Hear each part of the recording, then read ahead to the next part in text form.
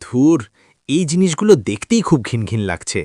এই গরুর চোখগুলো তো এখনকার গরুও খাবে না। তোমার কি এগুলো খেতে ইচ্ছে করছে? আরে ভাই, তুমি এগুলো ফেলে দিলে কেন? আমি কি এগুলো খেতে পছন্দ করি? আমি তো শুধু এগুলো কুড়িয়ে ডাস্টবিনে ফেলার কথা ভাবছিলাম। হ্যাঁ, এটাই ঠিক কাজ হবে।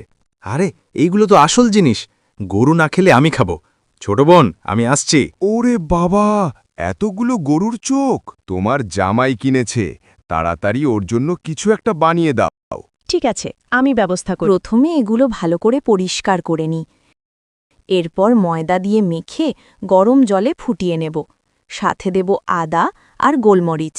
তারপর হালকা আঁচে নেড়েচেড়ে ভালো করে ধুয়ে নিতে হবে। এবার কড়াইতে তেল দিয়ে নুন, আজিনোমোটো, সস, সয়াবিন সস আর সব রকমের মশলা আর বিয়ার দিয়ে দেব। আর কয়েকটা কাবাবও বানিয়ে নিচ্ছি। গিন্নি, দেখতে তো দারুণ হয়েছে। বেশ খিদে পাচ্ছে। হ্যাঁ, তুমি খেয়ে দেখো। এক কামড়েই মুখে রসের বিস্ফোরণ। দারুণ স্বাদ। খুব ঝাল হয়েছে কি? তোমার মনের মতো হয়েছে তো? এক্কেবারে চমৎকার। Very good. ওরে বাবা, তুমি তো দেখছি মারাত্মক মানুষ। যা পাও তাই খাও, আর কত তৃপ্তি করে খাচ্ছ।